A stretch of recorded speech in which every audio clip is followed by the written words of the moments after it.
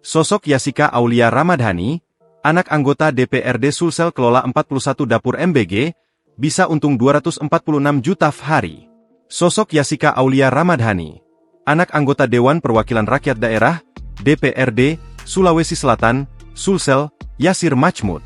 Yasika Aulia menjadi viral setelah diketahui mengelola sebanyak 41 dapur makan bergizi gratis, MBG. Dapur MBG yang dikelolanya tersebar di sejumlah wilayah Sulsel. Rinciannya 16 dapur di Kota Makassar, 3 dapur di Parepare, 2 dapur di Goa, serta 10 dapur di Kabupaten Bone yang baru saja diresmikan pada Jumat, 14 November 2025, kemarin. Informasi dihimpun Tribun Timur, untuk mendirikan satu dapur membutuhkan anggaran hingga 1,5 miliar rupiah. Anggaran ini sudah termasuk pendirian dapur hingga perlengkapan peralatan. Jika satu dapur membutuhkan anggaran 1,5 miliar rupiah, maka ia harus membutuhkan 61,5 M.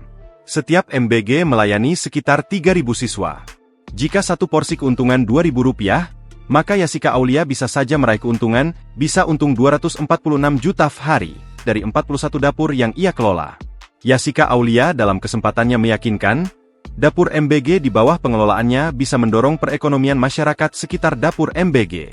Dapur-dapur MBG menggerakkan ekonomi lokal karena seluruh bahan baku dipasok dari petani, peternak, dan pekebun, ujarnya, dikutip dari tribunbone.com, Senin, 17 November 2025. Berdasarkan penelusuran tribunnews.com, Yasika Aulia merupakan anak sulung dari pasangan Yasir Majmud dan Andi Tenri Engka.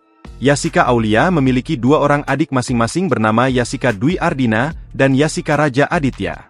Sedangkan Yasir Majmud sendiri kini menjabat sebagai Wakil Ketua DPRD Sulsel.